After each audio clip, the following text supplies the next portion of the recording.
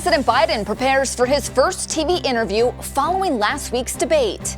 And history was made at Coney Island on July 4th. We'll tell you all about this year's hot dog eating champs. The Morning Rundown starts now.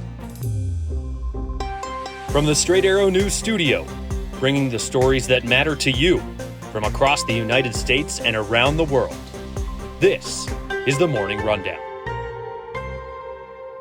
Today is Friday, July 5th. Thank you for joining us. I'm Lauren Taylor.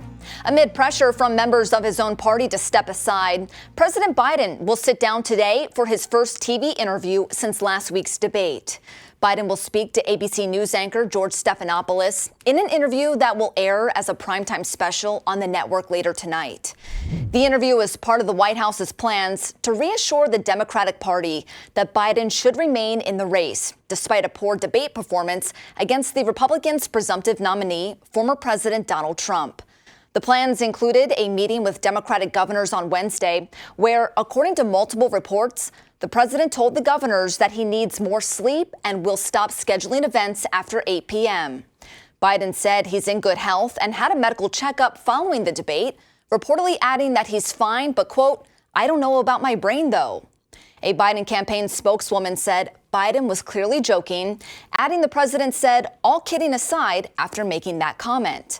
California Governor Gavin Newsom, who was in the meeting, defended the president while speaking to reporters on Thursday, saying Biden is just acknowledging that he's human. Meanwhile, wealthy Democratic donors have joined the calls for Biden to drop out, including Disney heiress Abigail Disney, telling CNBC she plans to withhold donations to the party until Biden is replaced at the top of the ticket.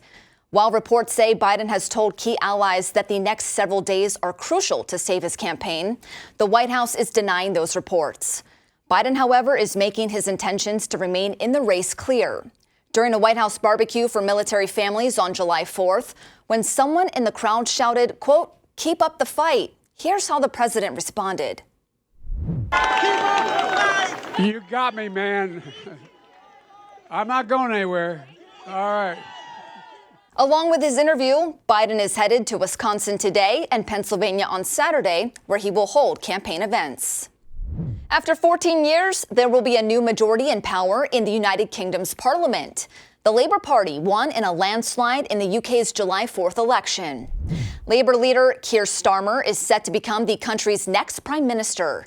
The current prime minister, Conservative Party leader Rishi Sunak, conceded defeat today, speaking to the nation before offering his resignation to King Charles at Buckingham Palace. To the country, I would like to say first and foremost, I am sorry. I have given this job my all, but you have sent a clear signal that the government of the United Kingdom must change, and yours is the only judgment that matters. I have heard your anger, your disappointment, and I take responsibility for this loss. Sunak added he will step down as leader of the Conservative Party. With almost all election results in the Labour Party, won 410 of the 650 available seats in the House of Commons, with the incumbent Conservative Party holding on to 131. Analysts saying voters are wanting change for the UK following the Conservative Party's handling of recent events, including Brexit and the COVID-19 pandemic. One person is dead after exchanging gunfire with park rangers at Yellowstone National Park on July 4th. The confrontation occurred in the Canyon Village area, where the person was reportedly making threats. A park ranger involved in the incident was injured and is currently in stable condition at a local hospital. The area around Canyon Lodge has been sealed off as law enforcement continues to investigate. The FBI, in collaboration with National Park Service special agents, is leading the investigation. Park officials have confirmed that there are no ongoing threats to the public following the incident. Hurricane Beryl re-strengthened to a Category 3 storm as it approaches Mexico's Yucatan Peninsula with damaging winds and a storm surge of up to 6 feet. Already responsible for 9 deaths across Venezuela, Jamaica, and the Windward Islands, the storm intensifies as it nears landfall. Forecasters warn of hurricane-force winds with up to 10 inches of rain expected, raising concerns of flash flooding. Mexican President Andrés Manuel López Obrador urged residents to seek safety, prioritizing life over property. The National Hurricane Center predicts Beryl will weaken after making landfall, but may regain strength as it moves toward northeastern Mexico or southern Texas. Meanwhile, tourists in Mexico brace for the storm, with some resorts halting alcohol sales as guests prepare for the worst. Now to a major merger in the retail industry. The parent company of luxury department store Saks Fifth Avenue is buying competitor Neiman Marcus in a deal worth $2.65 billion. The merger will create a new company called Saks Global, and Saks is not only acquiring Neiman Marcus stores, but also Bergdorf Goodman locations as well. Amazon has a minority stake in the deal and will be aiding the new company when it comes to technology and logistics. As part of the agreement, the stores will continue to operate under their own brand names.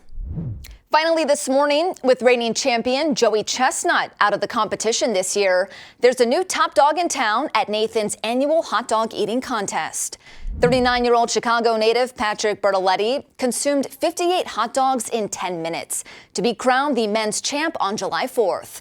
Meanwhile, on the women's side, Mickey Sudo, a 38-year-old dental hygienist student from Tampa, continued her hot dog streak, winning her 10th contest, consuming a women's record of 51 hot dogs. Meanwhile, Chestnut, who has been banned from Nathan's contest after signing a deal with Impossible Foods, competed against soldiers at Fort Bliss in El Paso, Texas, eating 57 hot dogs in 5 minutes. Chestnut is preparing for a different hot dog eating contest, streaming live on Netflix on Labor Day.